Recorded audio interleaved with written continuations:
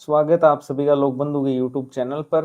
तो अपने ईओआरओ part B जो पढ़ रहे थे उसके अंदर राजस्थान नगर पालिका एक्ट जो है उसको कंटिन्यू करते हैं और उसकी अब तक अपने धारा 38 तक पढ़ चुके हैं चैप्टर 2 के अंदर। ठीक है, तो उससे पहले मैं आपको आगे की धाराएं पढ़ाऊं उससे पहले अपने रिवीजन कर लेते हैं जो जो मैंने आपको पढ़ाया है अब तक। उसमें आपको सबसे पहले मैंने धारा 26 पढ़ाई थी। ठीक है, धारा जो 26 थी उसका संबंध था मतदान की रीति से। ठीक है, धारा 26 जो थी उसका संबंध किससे था? मतदान की रीति से। इसके बाद अपने धारा 27 पढ़ी थी। धारा 27 के अंदर आकस्मिक रिक्तियों के बारे में प्रावधान है। ठीक है, धारा 27 के अंदर आकस्मिक रिक्तियां बताई गई है कि अगर पद रिक्त हो जाता है तो ऐसी स्थिति में उप निर्वाचन करवाया जाएगा। कितनी अवधि में?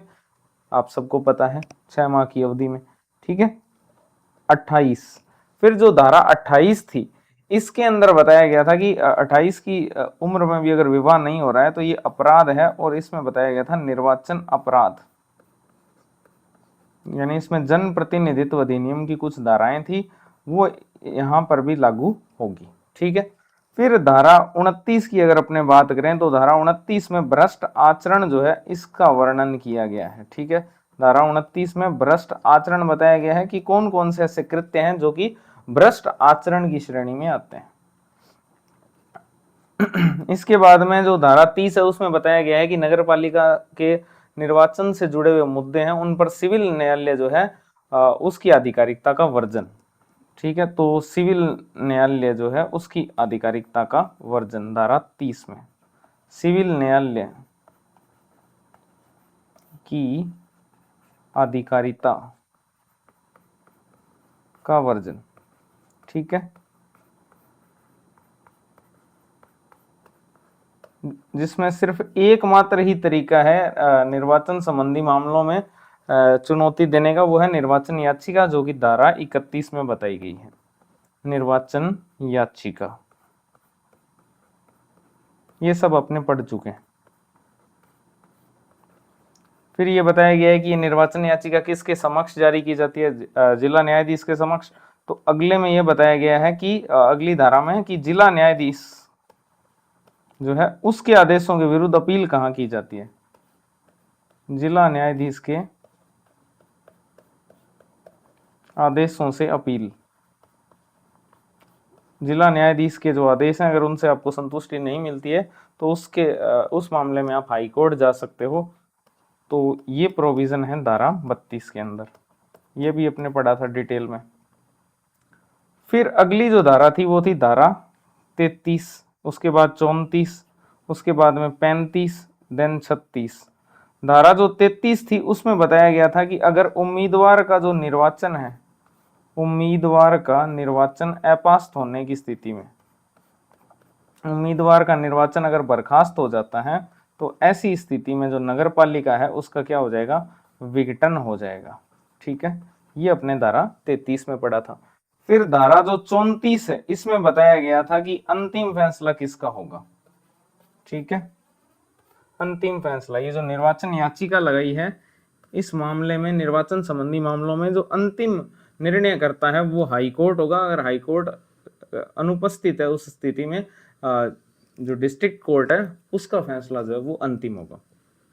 फिर धारा जो 35 थी इसके अंदर बताई गई थी निर्हरताएं। धारा जो 35 थी इसमें बताई गई थी क्या क्या डिस्क्वालिफिकेशन है उसके पद के लिए। ठीक है, डिस्क्वालिफिकेशंस बताई गई थी। फिर इसके बाद धारा 37, धारा जो 37 थी इसमें बहुत अच्छे से किसी ने कमेंट सेक्शन में बताया था कि शपथ, पद की शपथ जो है इसका प्रोविजन धारा 37 के अंदर किया गया है। अब शपथ में कैसे उसको याद करने का तरीका बताया उन्होंने कि 3 वर्ड शपथ में है और आप इसको इंग्लिश में लिखोगे तो टोटल 7 वर्ड है। ठीक है, तो इस प्रकार से आप पद की शपथ को याद कर सकते हो।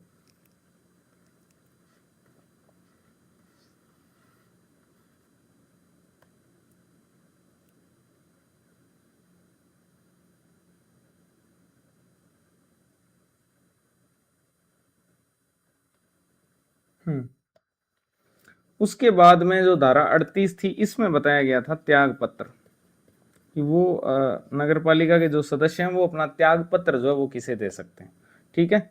और धारा जो 36 है, हाँ धारा 36 रहेगी। धारा 36 में ये बताया गया है कि ये जो 35 में जो निर्हरताएं हैं, निर्हरता जो है इनको हटा कौन सकता है, तो निर्हरताओं का हटाया जाना। तो इसमें आपको बताया गया था कि एक ही प्राधिकारी है जो ये काम कर सकता है, वो है राज्य निर्वाचन आयोग। हटाया जाना या इनकी अवधि को कम करना, जो अब अवधि बताई गई थी यहाँ पर। ठीक है। तो ये सारी धाराएं अपने अब तक पढ़ चुके हैं और आज की क्लास में अपने पढ़ने वाले हैं धारा 39 से लेकर धारा 42 तक। धारा 39 से लेकर धारा 42 तक आज अपने पढ़ने वाले हैं और ये इसी से रिलेटेड होंगे कि अगर कोई सदस्य त्याग पत्र दे देता है तो ठीक है, नहीं तो फिर अगर कोई त्याग पत्र नहीं देता है तो उसको फिर पद से हटाया जाएगा। अगर किसी को पद से हटाया जाएगा तो ऐसी स्थिति में फिर आएगी धारा 39। तो आज अपने धारा 39 से शुरू कर रहे हैं और धारा जो 39 है इसमें, एक सेकेंड, थिकनेस बढ़ाएं इसकी और तो जो धारा आपके 39 है उसके अंदर बताया गया है किसी सदस्य को पद से हटाया जाना, पद से हटाया जाना, किन किन आधारों पर उसको पद से हटाया जाएगा, कौन उसको पद से हटाएगा, ये सारी चीजें अपने को पढ़नी है। ठीक है। सबसे पहले जो धारा जो 39 है इसका जो टाइटल है वो है सदस्य का हटाया जाना, रिमूवल ऑफ मेंबर। अब सबसे पहले तो आता है सवाल कि हटाने की शक्ति किसके पास में है, पावर टू रिमूव, हटाने की शक्ति यानी कौन उसको हटा सकता है पद से। क्या राज्यपाल उसको पद से हटा सकता है, क्या मुख्यमंत्री या राज्य निर्वाचन आयोग? बिल्कुल भी नहीं, ये काम सिर्फ एक ही प्राधिकारी कर सकता है, वो है राज्य सरकार। तो स्टेट गवर्नमेंट के पास में ये पावर है कि वो किसी भी नगर पालिका के सदस्य को उसके पद से हटा सकता है। किन आधारों पर हटाएगा वो अपने को देखने। तो सबसे पहले तो यहाँ पर जो हटाने की शक्ति है, उसको उसके पद से हटाने की जो शक्ति है वो किसके पास में है, तो वो शक्ति आपकी राज्य सरकार के पास में है। हटाने की शक्ति किसके पास में है, राज्य सरकार के पास में। अब अगर किसी भी सदस्य को उसके पद से हटाया जा रहा है, ये वो स्थिति है जब वो त्याग पत्र नहीं दे रहा है, तो उस हटाए जाने के क्या आधार हैं, तो किसी भी सदस्य को उसके पद से हटाए जाने के क्या क्या आधार हैं, तो यहाँ पर बहुत सारे आधार जो है वो दिए हुए हैं, हटाए जाने के आधार। इसको अपने ओरिजिनल एक्ट्स के ओरिजिनल जो एक्ट है उसके थ्रू पढ़ते हैं, हटाए जाने के क्या आधार हैं। तो इसमें आपको मैं सिंपल समझाता हूं कि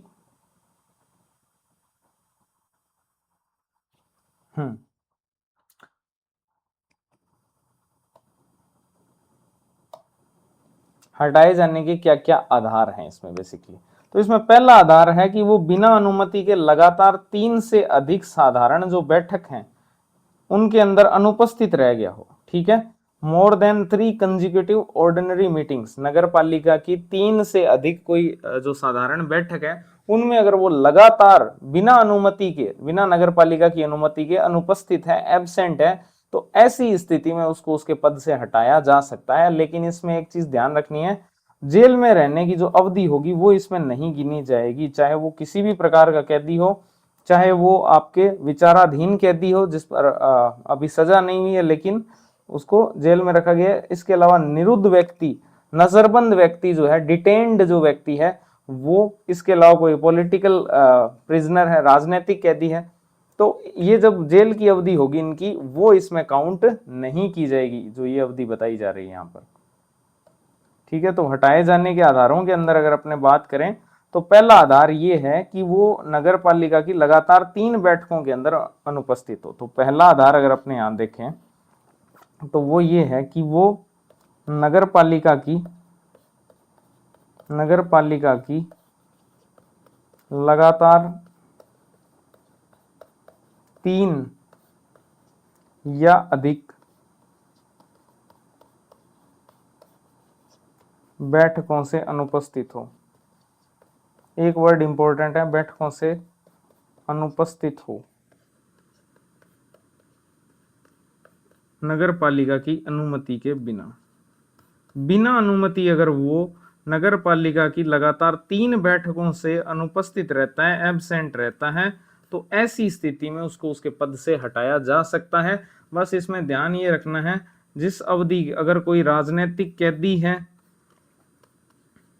ठीक है, कोई राजनीतिक कैदी है वो जेल में है, नजरबंद व्यक्ति अगर जेल में है, या कोई मान लो विचाराधीन कैदी जेल में है, तो उसके जो जेल की अवधि है वो इसके अंदर काउंट नहीं होगी। 3 बैठकों में अनुपस्थित रहने वाली जो अवधि है, इसमें जेल की अवधि काउंट नहीं होगी। ठीक है, तो ये पहला आधार है कि अगर वो लगातार 3 से अधिक मीटिंग्स में अनुपस्थित रह जाता है बिना अनुमति के, तो उसको उसके पद से हटा सकते हैं। फिर दूसरा इसमें ये आता है कि वो धारा 37 के तहत समय पर शपथ लेने में विफल रहा हो। दूसरा इसमें आता है कि वो धारा 37 जो है, धारा 37 में आपको बताया था पद की शपथ का प्रोविजन था। ठीक है, पद की शपथ का प्रोविजन था, और उसमें ये बताया गया था कि उसको 1 माह के भीतर जो है वो शपथ लेनी है, जिसमें कि जेल की अवधि काउंट नहीं होगी। तो अगर वो 1 माह के भीतर शपथ नहीं ले पाता है, तो ऐसी स्थिति में भी उसको उसके पद से हटाया जा सकता है। तो ये भी हटाने का एक आधार है कि धारा 37 में, धारा 37 के तहत जो आपके समय पर शपथ नहीं लेने में, अगर वो शपथ लेने में अगर वो विफल रह जाता है, 1 माह के भीतर अगर वो शपथ नहीं ले पाता है, तो ऐसी स्थिति में भी उसको उसके पद से हटाया जा सकता है। तो पहला आधार तो ये है कि अगर वो लगातार 3 से अधिक बैठकों में अनुपस्थित रह जाता है बिना अनुमति के, तो उसको हटा सकते हैं। और दूसरा आधार है कि वो अगर 1 माह के भीतर शपथ नहीं लेता है धारा 37 के तहत, तो भी उसको उसके पद से हटा सकते हैं। इसके अलावा वो चुनाव के बाद धारा 14, 24 और 21 के तहत कोई अयोग्यता अगर उसमें उत्पन्न हो जाती है, डिस्क्वालिफिकेशन अगर उसमें आ जाती है धारा 14 के तहत, जो कि निर्वाचक नामावली से संबंधित थी। धारा 24 में साधारण निर्हरताएं बताई गई थी, और 21 के अंदर जो निर्हरताएं बताई गई है, उनके तहत अगर वो डिस्क्वालिफाइड हो जाता है, तो ऐसी स्थिति में भी उसको उसके पद से हटाया जा सकता है। अगर आपको देखना है, रिकॉल करना है, तो मैं आपको रिकॉल करवा देता हूं कि धारा 14 में आपने क्या पढ़ा था। तो धारा जो 14 है, इसमें है निर्वाचक नामावली के अंदर रजिस्ट्रेशन के लिए क्या निर्हरताएं हैं। ठीक है, ये आपने पढ़ी थी। धारा 21 में जो आपने पढ़ा था, धारा 21 में पढ़ा था कि सदस्य होने के लिए क्या क्या सदस्य होने के लिए कौन कौन व्यक्ति जो है वो अर्हित हैं। और इसके अलावा आपने धारा जो 24 थी, इसमें साधारण जो सदस्यों के लिए साधारण निर्हरताएं थी, ये पढ़ी थी। ठीक है, तो इस प्रकार से निर्हरताओं का वर्णन आपको इसमें मिल जाएगा। तो वही है कि चुनाव के बाद अगर वो धारा 14, 24 या फिर 21 के तहत कोई अयोग्यता उत्पन्न हो जाती है, कोई डिस्क्वालिफिकेशन हो जाती है, तो ऐसी स्थिति में भी उसको उसके पद से हटाया जा सकता है। ठीक है, यानी तीसरा प्रोविजन इसमें हो गया कि धारा 14, 14, 21 और 24 के तहत अगर वो डिस्क्वालिफाइड हो जाता है, ये तहत डिस्क्वालिफाइड अगर वो हो जाता है, तो ऐसी स्थिति में भी उसको उसके पद से हटा सकते हैं। तो तीसरा आधार ये हो गया। इसके बाद में जो अगला आधार है उसको उसके पद से हटाने का, वो है कि अगर उसने कर्तव्यों के पालन में जानबूझकर उपेक्षा की है, विलफुली उसने उसको नेग्लिजेंस की है, मान लो जानबूझकर उसने उपेक्षा की है कर्तव्यों की, या फिर वो कदाचार यानी कि मिसकंडक्ट का दोषी पाया गया है, तो ऐसी स्थिति में भी उसको उसके पद से हटा सकते हैं। कर्तव्य पालन में जानबूझकर उपेक्षा, जानबूझकर उपेक्षा करना कर्तव्यों की, जो उसके कर्तव्य थे उनकी उसने जानबूझकर उपेक्षा कर दी है, या फिर वो मिसकंडक्ट या फिर दुराचरण जिसको बोलते हैं, उसका दोषी अगर वो पाया गया है, तो ऐसी स्थिति में भी उसको उसके पद से हटा सकते हैं। फिर इसके बाद में एक और आधार है, सदस्य के रूप में अपनी स्थिति का उसने अगर दुरुपयोग किया है, मिस यूज ऑफ पोजिशन, अपनी स्थिति जो थी उसकी, उसका अगर उसने दुरुपयोग किया है, तो ऐसी स्थिति में भी उसको उसके पद से हटा सकते हैं। ठीक है, तो 5वां इसमें हो जाएगा पद का दुरुपयोग। अगर उसने अपने पद का दुरुपयोग किया है किसी काम के लिए तो उसको उसके पद से हटा सकते हैं। तो ये कुछ मुख्य आधार हैं किसी भी सदस्य को उसके पद से हटाने के। हटाएगा कौन? राज्य सरकार हटाएगा।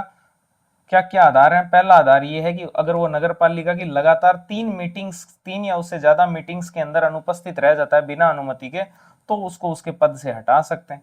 दूसरा है, वो मान लो धारा 37 के तहत 1 माह के भीतर शपथ नहीं लेता है तो उसको हटा सकते हैं।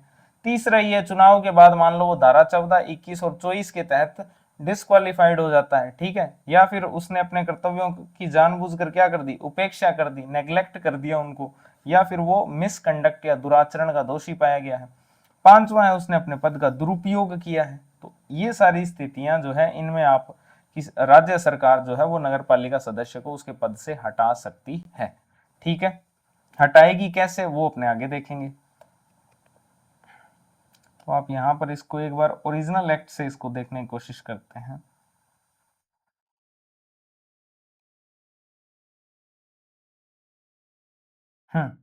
तो ये आपको मैंने बताया कि राज्य सरकार जो है वो नगर पालिका के सदस्य को हटा सकती है। किन किन आधारों पर? तो एक तो ये बता दिए, 3 से अधिक अगर मीटिंग्स में वो अनुपस्थित रहता है। फिर ये बता दिया धारा 37 के तहत, ये धारा 14, 24, 21 बता दिया। फिर मैंने बताया कि अगर उसने कर्तव्यों के पालन में जानबूझकर उपेक्षा की है या परिवर्जन किया है, या कर्तव्यों के निर्वहन में वो अवचार का दोषी पाया गया है, या वह किसी निकृष्ट आचरण का दोषी रहा है, डिसग्रेसफुल कंडक्ट जिसको दुराचरण बोलते हैं, ठीक है, वह सदस्य के रूप में अपने कर्तव्यों का पालन करने में असमर्थ रहा हो, या फिर वह इस अधिनियम के दिन सदस्य के रूप में चुने जाने के लिए निर्हित हो, या फिर उसने ऐसे सदस्य के रूप में अपनी स्थिति का या किसी रीति से अन्यथा दुरुपयोग किया। तो ये सारे प्रोविजन आपको मैंने यहाँ पर बता दिए। ठीक है, अब आगे चलते हैं इसके अंदर। तो अब तक जो मैंने चीजें बताई है, अब तक 2 चीजें मैंने आपको बता दी। धारा 39 सेक्शन 39 में बताया गया है किसी भी सदस्य को उसके पद से हटाया कैसे जा सकता है। अगर वो त्याग पत्र नहीं देता है तो उसको उसके पद से कैसे हटाया जा सकता है। तो उसके लिए अब तक 2 बातें मैं बता चुका हूं कि एक तो उसको हटाएगा कौन, तो हटाने का काम राज्य सरकार का है, और किन आधारों पर हटाएगा तो वो आधार मैं आपको बता चुका हूं। अब आते हैं कि क्या उसके लिए कोई जांच प्रक्रिया भी रखी गई है क्या? क्या जैसे मान लो किसी पर आरोप लगा कि उसने पद का दुरुपयोग किया है, तो क्या आप डायरेक्ट ही उसको हटा दोगे? ऐसा नहीं है, इसके लिए एक जांच प्रक्रिया जो है वो बनाई गई है। तो इस जांच प्रक्रिया को आप ध्यान से समझना। जांच प्रक्रिया जो है वो 2 भागों में बांटी जा सकती है इसकी। तो इसकी जो जांच प्रक्रिया है किसी भी सदस्य को उसके पद से हटाने के लिए क्या जांच प्रक्रिया है, तो उसमें 2 प्रकार की जांच की जाती है। एक होती है प्रारंभिक जांच, एक तो होती है प्रिलिमिनरी इंक्वायरी, प्रारंभिक जांच, और एक होती है जुडिशियल यानी कि न्यायिक जांच। एक होती है न्यायिक जांच, एक होती है प्रारंभिक जांच, एक होती है न्यायिक जांच। अब इसमें आप देखो कि जो प्रारंभिक जांच है, ठीक है, प्रारंभिक जांच है वो क्या है?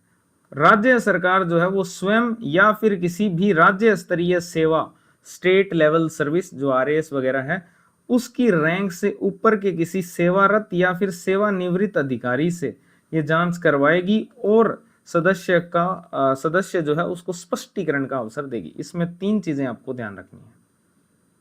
पहली चीज ये है कि ये जो प्रारंभिक जांच है, पहली बात तो यहां पर प्रारंभिक जांच की बात करते हैं। प्रारंभिक जांच कौन करेगा? सबसे पहले तो प्रारंभिक जांच जो है वो या तो करेगी राज्य सरकार, या तो ये राज्य सरकार करेगी, या राज्य सरकार जो है अधिकारी के माध्यम से करवाएगी, किसी राज्य सरकार किसी अधिकारी के माध्यम से करवाएगी। और ये जो अधिकारी है ये RAS से ऊपर की रैंक का होना चाहिए। जो जांच करेगा RAS से ऊपर की रैंक का होना चाहिए। क्या स्पष्टीकरण का अवसर मिलेगा? तो बिल्कुल मिलेगा। किसी भी सदस्य जिस पर यह जांच चल रही है उसको प्रॉपर स्पष्टीकरण, क्लैरिफिकेशन का अवसर भी दिया जाएगा। स्पष्टीकरण का अवसर भी इसमें दिया जाएगा।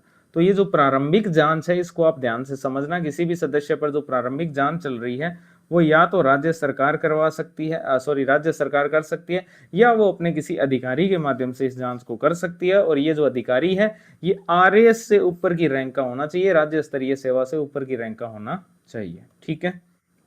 तो ये चीज यहाँ पर बताई गई है कि राज्य सरकार स्वयं या फिर किसी राज्य स्तरीय सेवा के रैंक से ऊपर के किसी भी सेवारत यानी कि सेवा में है मान लो, या फिर कोई रिटायर्ड भी है, तो सेवारत या सेवानिवृत्त अधिकारी से यह जांच करवाएगी और सदस्य को स्पष्टीकरण का अवसर देगी। तो ये तो होगी आपकी प्रारंभिक जांच, जिसमें राज्य सरकार जो है वो किसी अधिकारी जो कि सेवारत भी हो सकता है और सेवानिवृत्त भी हो सकता है, सेवारत भी हो सकता है, सेवानिवृत्त भी हो सकता है, रिटायर्ड भी वो हो सकता है, उसके माध्यम से, और वो आरएएस से रैंक के ऊपर का ही होना चाहिए, राज्य स्तरीय जो सेवा है उससे रैंक से ऊपर का होगा, और वहां उस स्थिति में सदस्य जो है उसको स्पष्टीकरण का भी प्रॉपर जो है वो अवसर दिया जाएगा। ये हो गई प्रारंभिक जांच। इसके बाद में एक होती है न्यायिक जांच।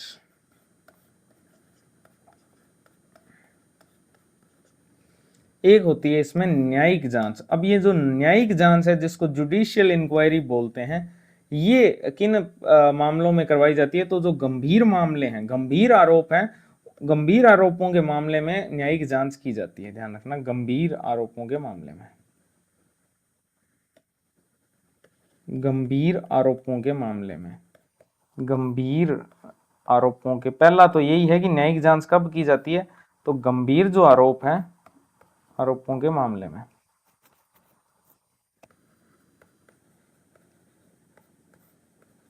गंभीर जो आरोप है इनके मामले में ये न्यायिक जांच की जाती है। और ये जो गंभीर आरोप है ये कहाँ दिए गए हैं? धारा 39(1) के ग और घ के अंदर दिए हुए हैं। ये जो गंभीर आरोप हैं ये दिए हुए हैं धारा 39 की उपधारा 1 की उपधारा ग में, और एक दिए हुए हैं ये धारा 39(1) की उपधारा घ में। इनको गंभीर आरोप बताया गया है। और इसमें क्या क्या चीजें आती है तो मैं आपको यहां बता देता हूं।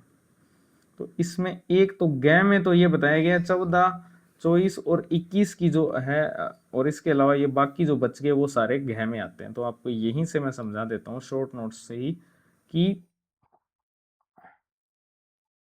एक तो इन दो को छोड़कर बाकी सारे गंभीर आरोप हैं। ये जो दो ऊपर वाले प्रोविजन है कि अगर वो 3 से अधिक साधारण बैठकों में अनुपस्थित रहता है या फिर वो 1 माह के भीतर शपथ नहीं लेता है, तो इन दो मामलों में तो की जाएगी प्रारंभिक जांच, इन दो मामलों में तो होगी प्रारंभिक जांच। लेकिन अगर गंभीर मामला है, जो गंभीर मामले को उन्होंने कैसे वर्गीकृत किया है, एक तो ये वाला प्रोविजन और इसके अलावा जो भी हैं ये सारे, ये जो पद का दुरुपयोग किया है या कर्तव्यों के पालन में उसने जानबूझकर उपेक्षा की है, कदाचार का दोषी पाया गया है, ये सारे गंभीर मामले हैं। ठीक है, अगर अनुपस्थिति वाले देखें और शपथ वाला देखें, उनको छोड़कर बाकी सब क्या है? गंभीर मामले हैं। तो इनके अंदर फिर क्या की जाती है? न्यायिक जांच। इनमें की जाती है न्यायिक जांच।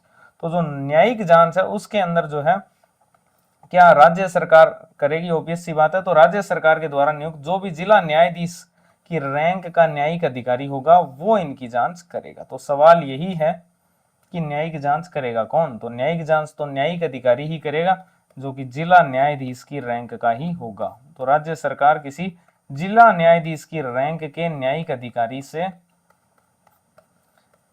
ये न्यायिक जांच करवाएगी। किन मामलों में होगी? गंभीर मामलों में, जो मैंने आपको बता दिए कौन कौन से मामले गंभीर है।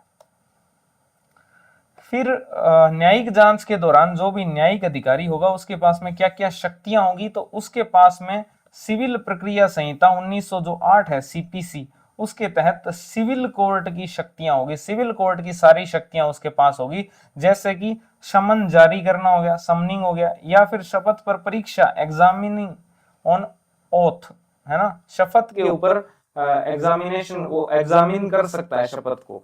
तो ये एक प्रोविजन किया गया है इसमें।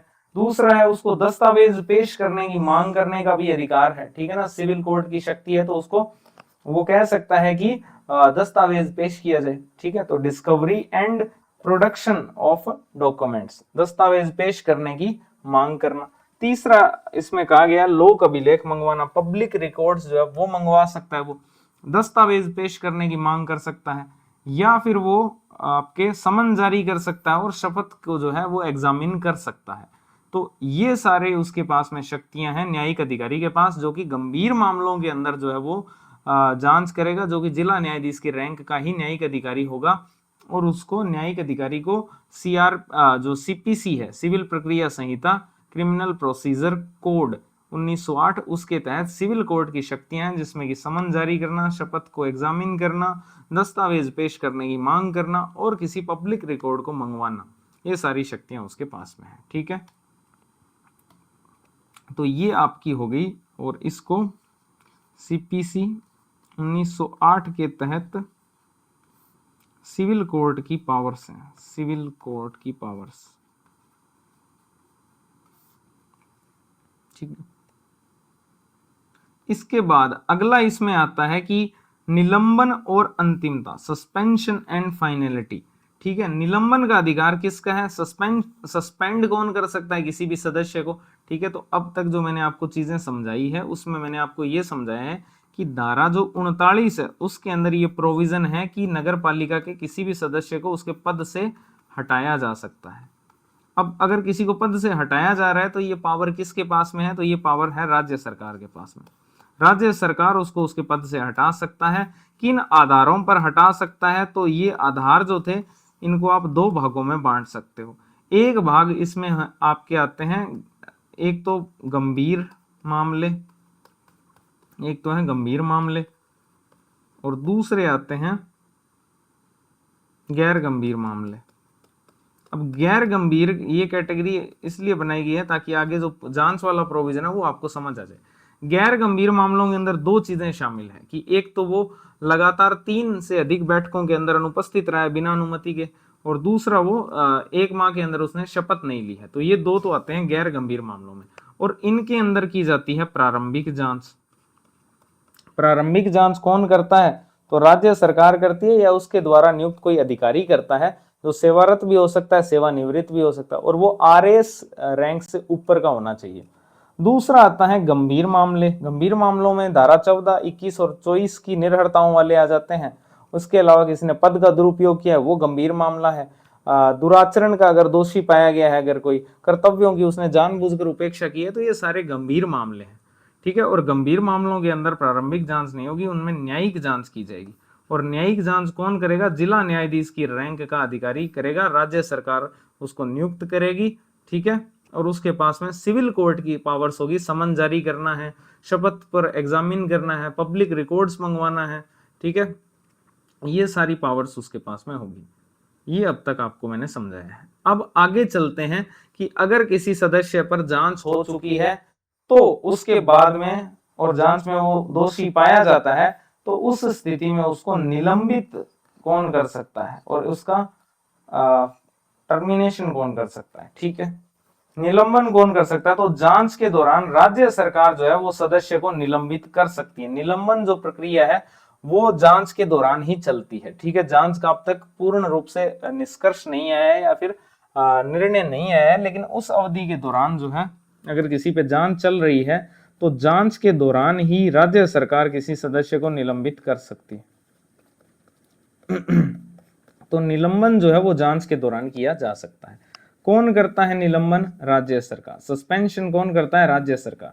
जांच के दौरान जो है राज्य सरकार जो है किसी भी सदस्य को निलंबित कर सकती है। ठीक है, और निलंबित सदस्य अगर किसी को निलंबित कर दिया है तो फिर क्या प्रभाव पड़ेगा? तो निलंबित सदस्य जो है बैठक या फिर कर्तव्यों के अंदर भाग नहीं ले सकता, उसकी जो भी ड्यूटीज है और जो मीटिंग्स होगी नगर पालिका की उसमें भाग नहीं ले सकता। तो निलंबित जो सदस्य है वो बैठकों के अंदर भाग नहीं ले सकता, कर्तव्य जो भी उसके कर्तव्य हैं, ड्यूटीज हैं, उनके अंदर वो भाग नहीं ले सकता, बैठकों और कर्तव्यों में वो भाग नहीं ले सकता अगर उसको निलंबित कर दिया है राज्य सरकार ने जांच के दौरान ही। ठीक है, जांच पूरी नहीं हुई है लेकिन जांच के दौरान ही मान लो उसको राज्य सरकार निलंबित कर देती है, तो निलंबित सदस्य बैठकों और कर्तव्यों में भाग नहीं ले सकता।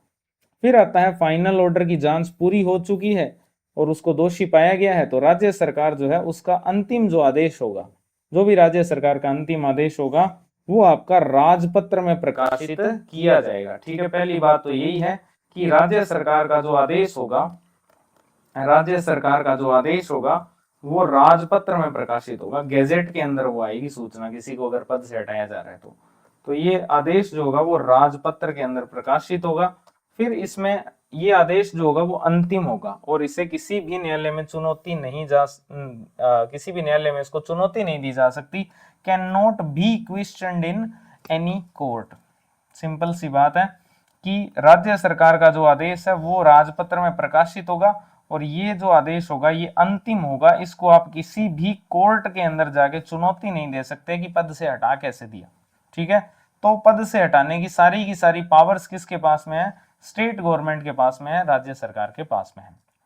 ठीक है, तो ये थी आपकी पूरी की पूरी धारा 39। इसको आप एक बार रिवाइज करो, मैं आपको एक और क्विक रिकॉल करवाता हूं इसको।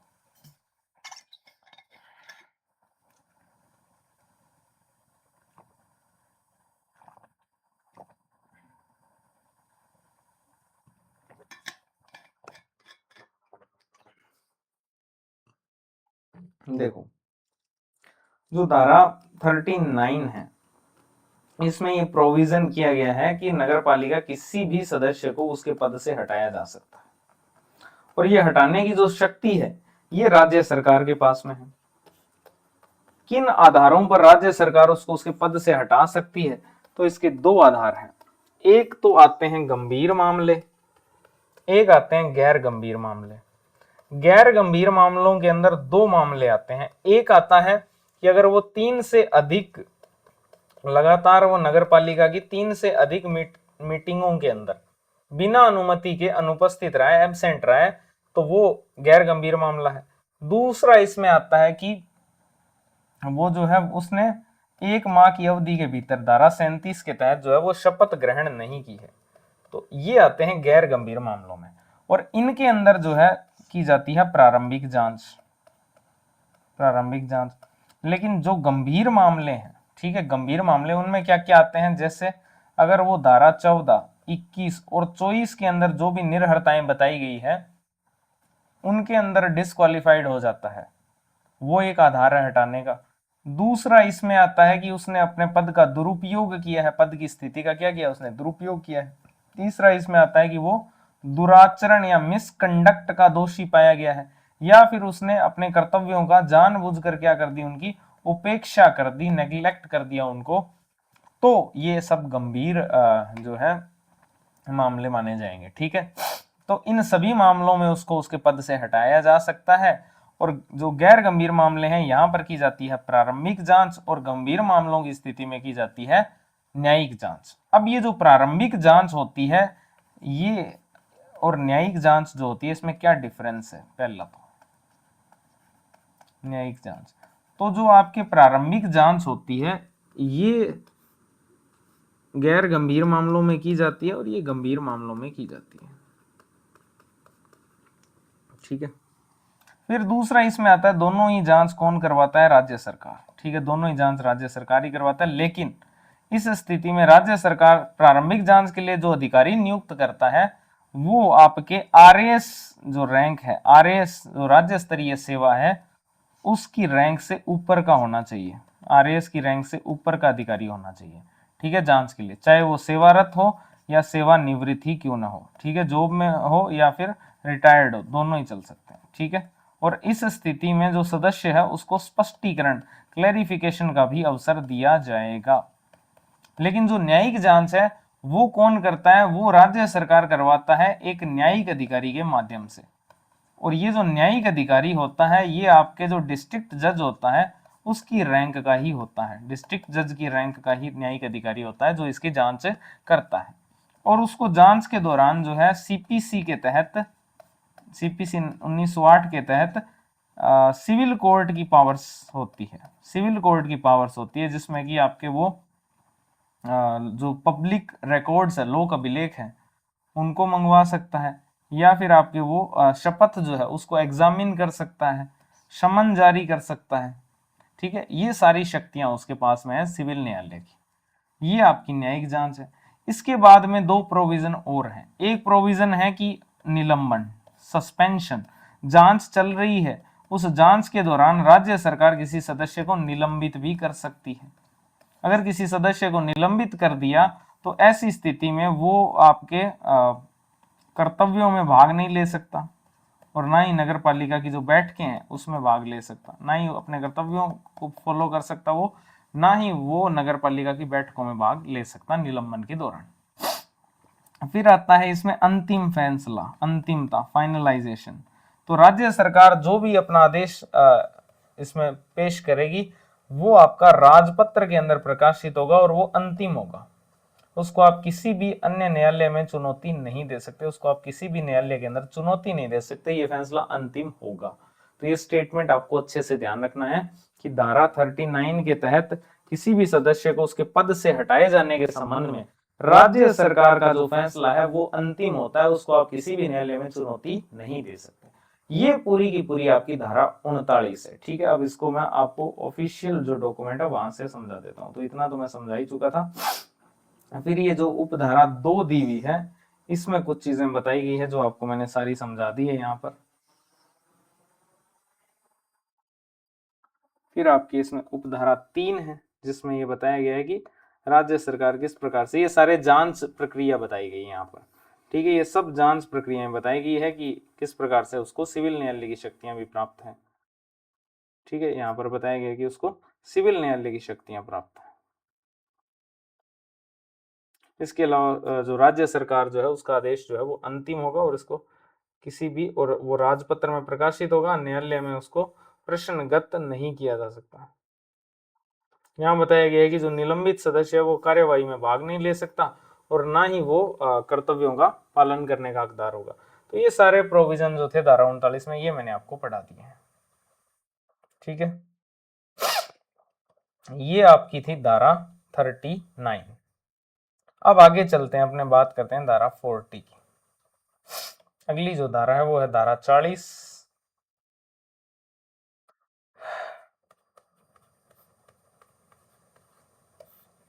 धारा 40 39 से ही संबंधित है ये।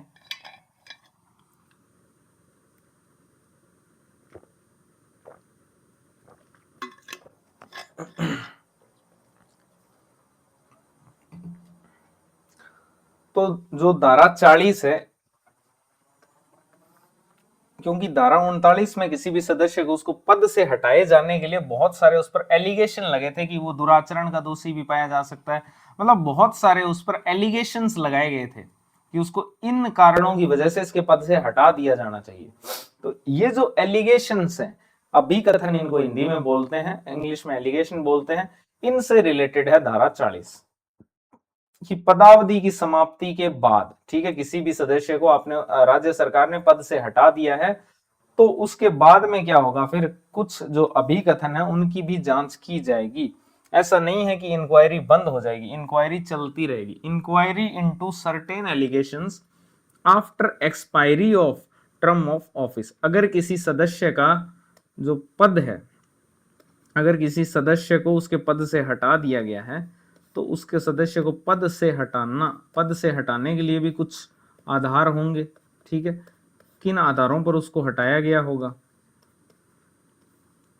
एलिगेशंस लगे, आधार बोल लो इसको, अभिकथन बोल लो, एलिगेशंस बोल लो। तो इन अभिकथनों के आधार पर ही उसको उसके पद से हटाया गया होगा। तो क्या ये अभिकथन जो है इनकी, और इसके लिए जांच भी की गई होगी, 2 प्रकार की जांच मैंने आपको बता दी। तो क्या ये जांच जो है उसको पद से हटा दिया उसके बाद भी जारी रहेगी क्या? बिल्कुल, जांच जो है वो जारी रहेगी। ठीक है, ये धारा 40 में बताया गया है। तो धारा 40 के अंदर क्या बताया गया है, पद पर न रहने के बाद भी जांच चलती रहेगी, इंक्वायरी आफ्टर टर्म्स एंड। यदि किसी सदस्य या कोई मान लो अध्यक्ष है नगर पालिका का या उपाध्यक्ष भी है तो उसके खिलाफ धारा 39 एक घ में आप वो प्रोविजन याद करने की कोशिश करो, दुराचरण का दोषी है मान लो वो, ठीक है, उसका कर्तव्यों का उसने जानबूझकर उपेक्षा की है, कर्तव्यों की मिसकंडक्ट का दोषी पाया गया है वो। तो ये सारे धारा 39 एक घ जो है इसके तहत गंभीर जो कदाचार है या निकृष्ट आचरण है उसका अगर उस पर आरोप लगा है, बेसिकली ये आप दुराचरण ही मान लो, अगर उस पर इन एलिगेशंस में से दुराचरण का आरोप लगा है, दुराचरण जिसको अपने मिसकंडक्ट बोलते हैं, मिसकंडक्ट, जो कि कहां पर वर्णित है, ये वर्णित था धारा 39 के अंदर। धारा 39 की उपधारा 1 के अंदर घ में यहां पर ये दुराचरण बताया गया था कि ये भी हटाने का एक आधार है, मिसकंडक्ट। अगर इस आधार पर पहले इसकी जांच होगी फिर हटाया जाएगा, तो अगर ये आरोप किसी पर भी लगा है, गंभीर आरोप की श्रेणी में आता है, तो ऐसी स्थिति में नगर पालिका का जो कार्यकाल है वो समाप्त होने या फिर उसके पद पर न रहने के बाद भी जांच शुरू की जा सकती है, या फिर पहले से चल रही जांच को भी जारी रखा जा सकता है। सिंपल बात यह है कि मान लेते हैं कि कोई सदस्य था, उसके ऊपर दुराचरण का आरोप लगा, मिसकंडक्ट का आरोप लगा, धारा 39(1) घ के तहत उस पर किसका आरोप लगा? दुराचरण का। तो फिर राज्य सरकार उसकी जांच करवाएगी। ठीक है, जांच करवाने के बाद राज्य सरकार को यह लगा कि इसको पद से हटाना चाहिए, तो राज्य सरकार उसको उसके पद से हटा देती है। अब पद से हटाने के बाद भी ये जांच उस पर चलती रहेगी। ठीक है ना, ये जांच जो है उस पर चलती रहेगी। किस कंडीशन में? अगर दुराचरण का आरोप लगा है तो, अदरवाइज वो जांच नहीं चलेगी। अगर दुराचरण का आरोप लगा है तो ऐसी स्थिति में वो जांच चलती ही रहेगी। और इस जांच के अंदर दो बातें हो सकती है। ठीक है, कि ये जांच जो है वो वापस भी शुरू की जा सकती है, जो पहले वाली जो जांच उस पर चल रही थी उसको भी कंटिन्यू किया जा सकता है, या फिर वापस जांच शुरू की जा सकती है उसके विरुद्ध। ठीक है, तो ये इसका प्रोविजन है। अगर कोई दुराचरण का दोषी पाया जाता है, सेकंड इसको फ्लिप करते हैं यहाँ पे। हाँ, तो अगर मान लो किसी सदस्य पर दुराचरण का आरोप लगा है, मिसकंडक्ट का आरोप लगा है धारा 39(1) घ के तहत, तो ऐसी स्थिति में फिर राज्य सरकार जो है उसकी जांच करवाएगी। जांच में अगर राज्य सरकार को लगता है इसको पद से हटाना चाहिए तो उसको पद से हटाएगी। ठीक है, और ये जो जांच है उस पर, ये जो जांच चल रही थी राज्य सरकार की, ये उस पर जारी रहेगी। उस पर क्या रहेगी? जारी रहेगी, या फिर पहले से जो चल रही जांच थी उसको भी जारी रखा जा सकता है। ये आपकी धारा 40 है बेसिकली।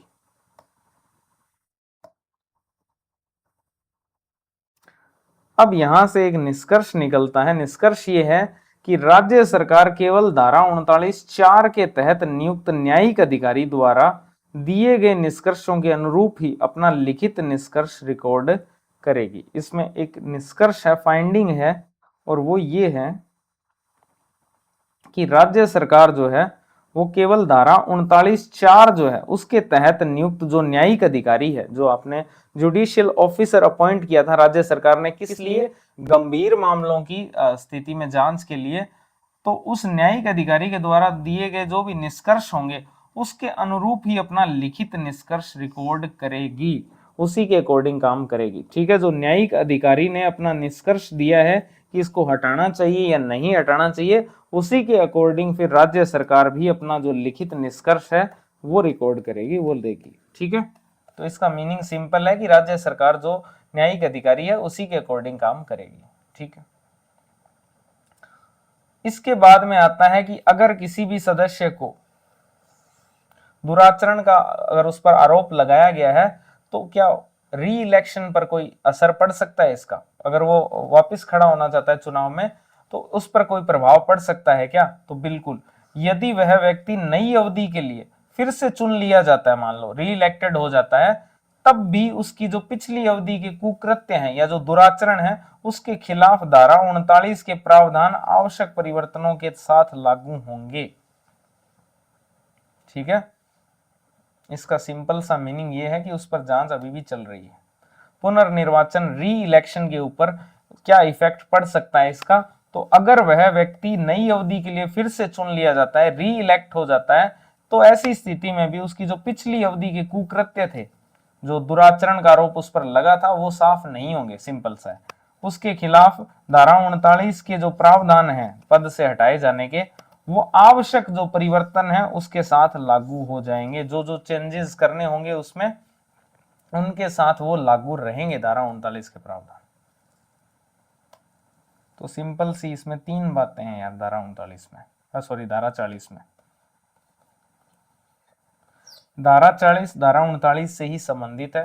धारा 39 में आपने बहुत सारे आधारों पर किसी भी सदस्य जो है उसको पद से हटाने का प्रावधान बताया था, तो उसके अंदर एक आधार था, वो था दुराचरण।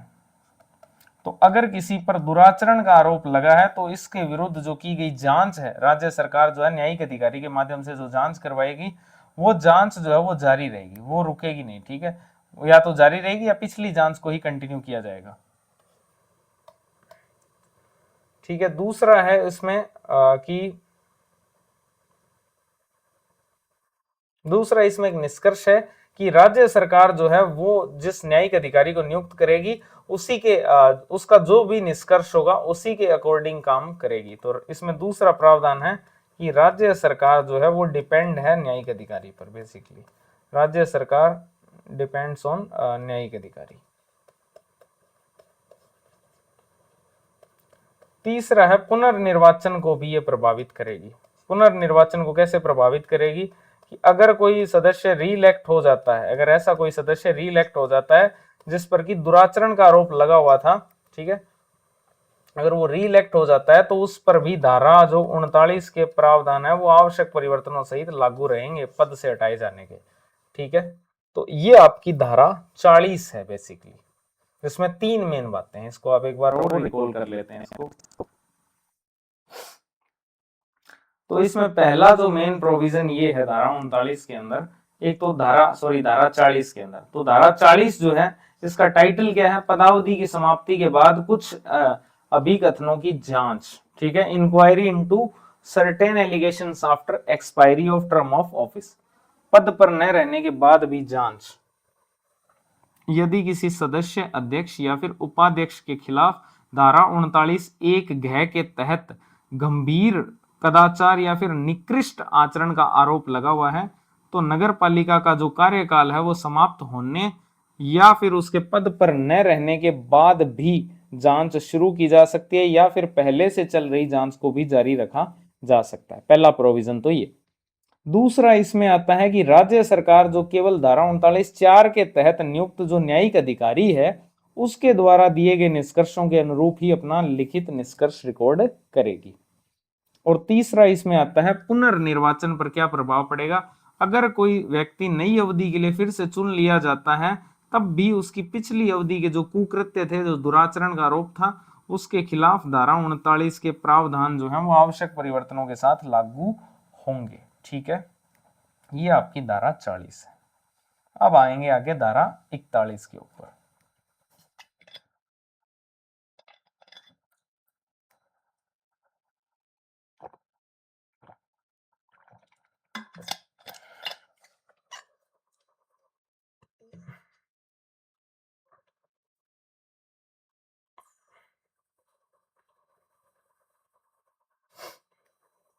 ठीक है, अगली जो धारा है वो धारा 41 है। धारा 41। अब धारा 41 का संबंध किससे है, तो धारा 41, अब धारा 39 में आपने पढ़ लिया किसी भी सदस्य को पद से हटाया जाना। धारा 40 में आपने देख लिया कि उसके जो एलिगेशंस थे वो जारी रहेंगे उसके हटाए जाने के बाद भी। 41 में ये प्रोविजन है कि अगर किसी सदस्य को उसके पद से हटा दिया है तो उस पर क्या क्या निर्बंधन जो है वो अप्लाई किए जा सकते हैं, कि उसको कहां कहां से बाउंड किया जा सकता है, क्या वो पुनर्निर्वाचन कर सकता है क्या। ठीक है, तो ऐसी जो बातें हैं वो धारा 41 में बताई गई है। धारा 41 में कहा गया है कि धारा 39 के अधीन जो भी हटाए गए सदस्य हैं उनकी क्या क्या निर्योग्यताएं होगी। जो धारा 39 के अधीन हटाए गए सदस्य हैं उनकी क्या क्या निर्योग्यताएं होगी, क्या क्या उनकी डिस्क्वालिफिकेशंस होगी। Disqualifications of member removed under section 39। तो उन पर पहली जो निर्योग्यता है वो है 6 वर्ष का प्रतिबंध। उन पर 6 वर्ष का प्रतिबंध लगाया गया है। कोई भी सदस्य जिसको कि धारा 39(1) के तहत पद से हटाया गया हो या फिर जिसके खिलाफ धारा 40 के तहत प्रतिकूल निष्कर्ष जो है वो दर्ज किए गए हो। धारा 40 के तहत जो प्रतिकूल निष्कर्ष मैंने आपको बताया था अभी अभी, ठीक है, जो फाइंडिंग्स बताई थी कि न्यायिक अधिकारी के ही जो निष्कर्ष होंगे वही राज्य सरकार के ही निष्कर्ष होंगे, तो उसके धारा 40 के तहत अगर प्रतिकूल निष्कर्ष जो है वो दर्ज किए गए हैं तो उस पर 6 वर्ष का प्रतिबंध जो है वो लगेगा। और इसका प्रभाव क्या होगा, इसका प्रभाव ये होगा कि वह हटाए या निष्कर्ष दर्ज होने की तारीख से लेकर 6 साल तक की अवधि के लिए पुनर्निर्वाचन के लिए प्राप्त जो पात्र है वो नहीं होगा, री इलेक्ट नहीं हो सकता, वो पुनर्निर्वाचन नहीं हो सकता। तो बेसिकली मोटा मोटा एक ही प्रावधान है, वो है पुनर्निर्वाचन की। धारा 39 के तहत जिन सदस्यों को उनके पद से हटा दिया गया है उनकी क्या निर्योग्यताएं होगी, उनकी क्या डिस्क्वालिफिकेशन होगी। तो उनकी डिस्क्वालिफिकेशन एक है कि उनको पुनर्निर्वाचन का अधिकार नहीं है, उनको री इलेक्शन का अधिकार नहीं है। कितने साल तक? 6 साल तक। 6 साल तक वो चुनाव नहीं लड़ सकते हैं, सिंपल सी बात यही है बस, ठीक है। 6 साल तक वो चुनाव जो है वो नहीं लड़ सकते, पुनर्निर्वाचन का उनको अधिकार नहीं है, ठीक है। तो किन मामलों के अंदर? एक 39(1) जो कि दुराचरण से रिलेटेड है, उसके तहत अगर उसको पद से हटाया गया है, या फिर उसको धारा 40 के तहत प्रतिकूल निष्कर्ष उस पर दर्ज किए गए हैं। तो अगर ये दो मामले हैं, अगर दो मामले हैं, ध्यान रखना दो ही मामलों में उस पर ये 6 वर्ष की अवधि के लिए वो पुनर्निर्वाचन के लिए पात्र नहीं होगा। किन मामलों में? सिर्फ दो मामलों में। एक उस पर 39(1) के तहत आरोप लगा है, ठीक है। एक तो धारा 39(1) और एक धारा 40 के तहत उस पर प्रतिकूल निष्कर्ष जो है वो जारी किए गए हैं, जो आपको मैंने बताया था। तो ऐसी स्थिति में फिर वो पुनर्निर्वाचन का पात्र नहीं होगा। तो ये आपके है धारा 41, जिसके अंदर धारा 39 के अधीन जो हटाए गए सदस्य हैं उन पर क्या निर्योग्यताएं आरोपित होगी। तो इसमें सिंपल बताया गया है कि उनको 6 साल तक के लिए चुनाव लड़ने को अवसर नहीं दिया जाएगा, हटाए जाने की अवधि से या फिर निष्कर्ष दर्ज होने की तारीख से। 6 साल तक की अवधि के लिए वो चुनाव नहीं लड़ सकते हैं, री इलेक्ट नहीं हो सकते, पुनर्निर्वाचन उनका नहीं हो सकता है। दो आधारों पर। कौन कौन से? पहला, उनको 39(1) के तहत पद से हटाया गया हो किसी भी आधार पर, या फिर उनको धारा 40 के तहत प्रतिकूल निष्कर्ष उस पर दर्ज किए गए हों, एडवर्स फाइंडिंग्स जो है वो दर्ज किए गए हों, ठीक है। तो इन दो मामलों के अंदर वो 6 साल तक के लिए पुनर्निर्वाचन के लिए पात्र नहीं होगा। ये है आपके धारा 41। इसके बाद धारा 42 जो है वो बहुत ही सिंपल है। देखो अब तक क्या क्या पढ़ चुके हैं वो मैं आपको बता देता हूँ। ये लास्ट धारा आज की क्लास की है। धारा 39 जो है, धारा जो 39 है, उसमें अपने ये पढ़ चुके हैं कि किसी भी सदस्य को उसके पद से कैसे हटाया जा सकता है। इसमें अपने ये पढ़ा था कि ये शक्ति किसके पास में है पद से हटाए जाने की, क्या क्या आधार हैं जिनके आधार पर इसको पद से हटा सकते हैं, किस प्रकार से इसकी जांच होगी, किस प्रकार से इसमें निलंबन किया जाएगा और अंतिम फैसला किसका होगा। ये सारी बातें 39 में पढ़ी थी। धारा 40 में अपने ये पढ़ा था कि ये जो पद से हटाया गया सदस्य है, ये जो पद से हटाया गया सदस्य है,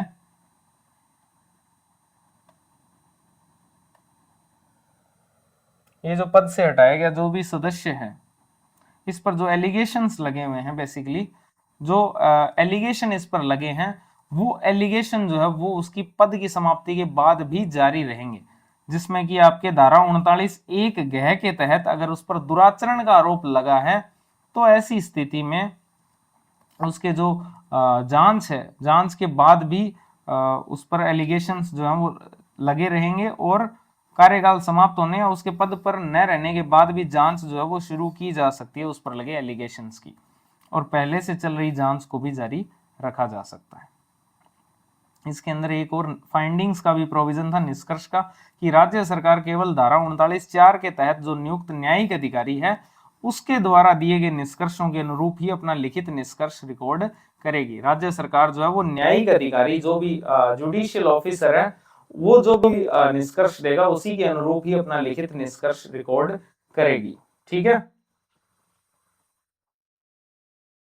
इसके अलावा इसका क्या फिर प्रभाव पड़ेगा? पुनर्निर्वाचन पर इसका यह प्रभाव पड़ेगा कि वह व्यक्ति नई अवधि के लिए फिर से अगर चुन लिया जाता है, अगर वो व्यक्ति नई अवधि के लिए फिर से चुन लिया जाता है जांच, तब भी उसकी जो पिछली अवधि के कुकृत्य हैं उनके विरुद्ध धारा 39 के प्रावधान जो है वो लागू रहेंगे। और धारा 41 में तो सिंपल यही प्रोविजन कर दिया कि 39 के अधीन जिन सदस्यों को उनके पद से हटा दिया गया है उन पर क्या निर्योग्यताएं आरोपित होगी। तो उन पर एक निर्योग्यता ये आरोपित होगी, वो 6 साल के लिए चुनाव नहीं लड़ सकते अगर उन पर दो आधारों के तहत, एक तो 39(1) के तहत उनको पद से हटाया गया है, या फिर उनको धारा 40 के तहत प्रतिकूल निष्कर्ष उन पर दर्ज किए गए।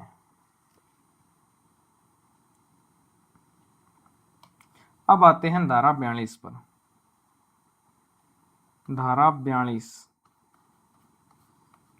42 जो है वो बहुत ही सिंपल है। वो ये कहती है कि अगर कोई नगर पालिका का सदस्य है, वो पंचायती राज का सदस्य भी निर्वाचित हो जाता है, या कोई एमपी निर्वाचित हो जाता है, या एमएलए निर्वाचित हो जाता है, तो ऐसी स्थिति में फिर वो क्या दोहरी सदस्यता रख सकता है? क्या एक ही व्यक्ति एमपी भी रह सकता है और नगर पालिका का भी सदस्य रह सकता है? तो ये ऐसा नहीं हो सकता। दोहरी सदस्यता पर रोक कौन लगाता है? धारा 42। दोहरी सदस्यता, दो ऐसे याद रख सकते हो, दोहरी सदस्यता 42 में ही है। तो दोहरी सदस्यता पर रोक लगाता है धारा 42। Restriction on dual membership, simultaneous कह लो या फिर ड्यूअल मेंबरशिप कह लो, एक ही बात है।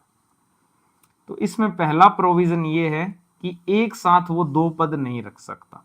कोई भी व्यक्ति अगर एक ही समय में नगर पालिका का सदस्य, चाहे वो निर्वाचित हो चाहे वो मनोनीत हो, और दूसरी तरफ वो मान लो संसद एमपी, या फिर मान लो राज्य विधानसभा एमएलए, या फिर वो मान लो पंचायती राज संस्था पीआरआई का सदस्य एक साथ नहीं रह सकता। सिंपल सी बात है कि कोई भी व्यक्ति है वो नगर पालिका का सदस्य, चाहे वो निर्वाचित है चाहे मनोनीत है, और दूसरी तरफ वो एमपी एमएलए या फिर पंचायती राज का सदस्य जो है वो एक साथ नहीं रह सकता। अगर ऐसा हो जाता है, उसमें एक 14 दिन की समय सीमा का नियम भी है। 14 दिन की समय सीमा का नियम आप याद रखना। दो स्थितियां हैं। अगर मान लो कोई सदस्य जो है वो दोहरी सदस्यता के लिए मान लो एलिजिबल हो जाता है, कि यदि कोई एमपी है या एमएलए है या कोई पंचायती राज का सदस्य है, वो नगर पालिका के अंदर चुन लिया जाता है, ठीक है, नगर पालिका में अगर वो चुन लिया जाता है, तो फिर उसको चुनाव या जो मनोनयन की तारीख है उससे 14 दिनों के भीतर अपने पुराने पद, जो भी उसका एमपी का पद था, एमएलए का पद था, या पंचायती राज का जो पद था, उससे इस्तीफा देना होगा, नहीं तो फिर वो नगर पालिका का सदस्य नहीं रहेगा। पहली स्थिति तो ये कहती है, ठीक है। दोहरी सदस्यता पर रोक, इसका मीनिंग ये है कि कोई भी एक मान लो व्यक्ति है, दोहरी सदस्यता पर रोक का मीनिंग है कोई भी एक व्यक्ति है, वो आपके अगर नगर पालिका के लिए निर्वाचित है, या फिर मान लो कोई सदस्य है, मान लो वो एमपी एमएलए या पंचायती राज सदस्य है, तो फिर और इसके लिए चुन लिया जाता है, नगर पालिका के लिए चुन लिया जाता है, तो फिर उसको अपने पुराने पद से जो है वो इस्तीफा जो है वो देना पड़ेगा। कितने दिनों के अंदर? 14 दिनों के अंदर उसको 14 दिनों के भीतर अपने पुराने पद से उसको इस्तीफा देना होगा, नहीं तो फिर उसकी नगर पालिका का जो पद है, नगर पालिका की सदस्यता है, वो चली जाएगी उसकी, ठीक है। अब दूसरी स्थिति भी हो सकती है कि अगर मान लेते हैं कोई नगर पालिका सदस्य है, वो एमपी एमएलए या पंचायती राज के रूप में चुन लिया जाता है, तो फिर ऐसी स्थिति में नए सदन के अंदर निर्वाचन की तारीख से 14 दिनों की समाप्ति पर वह नगर पालिका का सदस्य नहीं रहेगा, बशर्ते वह पहले ही उस पद से इस्तीफा न दे दे। अगर वो पहले इस्तीफा दे देता है तो और अच्छी बात है, नहीं तो फिर 14 दिनों, जैसे ही 14 दिन पूरे हो जाएंगे निर्वाचन की तारीख से, नए सदन के अंदर निर्वाचन की तारीख से जैसे ही 14 दिन पूरे हो जाएंगे, वो ऑटोमेटिकली नगर पालिका का सदस्य नहीं रहेगा, ठीक है। तो दोनों ही स्थितियों में नगर पालिका की ही सदस्यता का अंत होगा, ध्यान रखना, नगर पालिका की सदस्यता का ही अंत होगा दोनों ही स्थितियों में। तो दो स्थितियां हैं।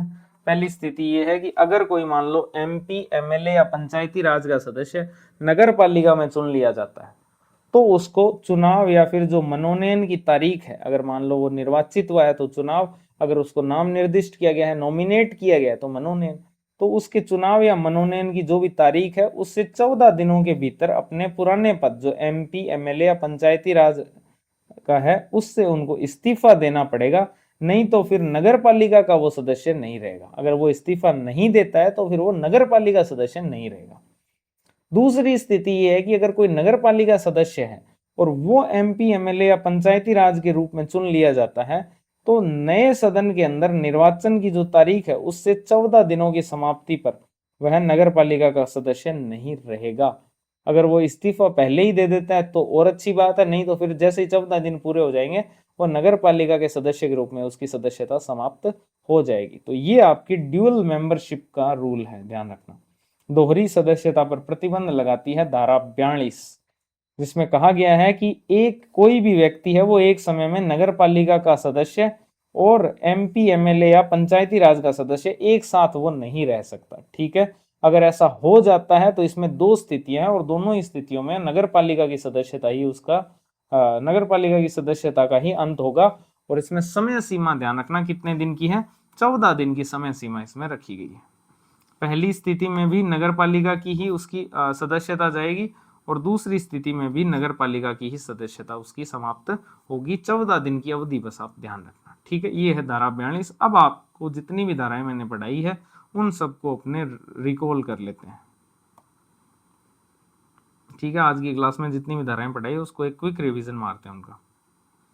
धारा 39 जो मैंने आपको पढ़ाई थी आज की क्लास के अंदर, धारा 39 के अंदर मैंने आपको बताया था किसी भी सदस्य को उसके पद से हटाया जाना, रिमूवल ऑफ मेंबर, जिसके आधार मैंने आपको बताए थे कि वो बिना अनुमति के लगातार 3 साधारण बैठकों में अनुपस्थित रहा है, शपथ नहीं ली है उसने 1 माह के भीतर, या फिर अयोग्य है, या फिर कर्तव्यों में उसने जानबूझकर अवचार का दोषी पाया गया है। तो ऐसी स्थिति में राज्य सरकार जांच के दौरान सदस्य को निलंबित भी कर सकती है और अंतिम आदेश जो है उसका राजपत्र में प्रकाशित होगा, जिसको कि न्यायालय में चुनौती नहीं दी जा सकती। ये धारा 39 में था। धारा 40 के अंदर पदावधि की समाप्ति के बाद जांच का प्रोविजन है, जिसमें कि कार्यकाल समाप्त होने या पद पर न रहने के बाद भी धारा जो 39 एक घ है जो दुराचरण से रिलेटेड है के तहत दुराचार के आरोपों की जांच जो है वो शुरू की जा सकती है पदावधि के बाद भी, या उसको जारी रखा जा सकता है। धारा 41 में यह बताया गया है कि जो हटाए गए सदस्य हैं उनकी निर्योग्यता क्या हो सकती है। तो इसमें कहा गया है कि धारा 39 के तहत हटाए गए या फिर धारा 40 के तहत दोषी पाए गए जो सदस्य हैं वो आदेश की तारीख से 6 साल तक पुनर्निर्वाचन के लिए पात्र नहीं होंगे। फिर धारा 42 में कहा गया है ड्यूअल मेंबरशिप पर रोक, दोहरी सदस्यता पर रोक, जिसमें कि कोई भी व्यक्ति अगर नगर पालिका का सदस्य और एमपी एमएलए या पंचायती राज का सदस्य जो है वो एक साथ जो है वो नहीं रह सकता। अगर ऐसा हो जाता है तो उसको 14 दिनों के भीतर भीतर एक पद से इस्तीफा देना पड़ेगा, नहीं तो उसकी नगर पालिका की सीट जो है वो रिक्त हो जाएगी। ये आपको मैंने आज 4 धाराएं पढ़ाई है। ठीक है, तो मिलते हैं अगली क्लास में, तब तक के लिए थैंक यू वेरी मच।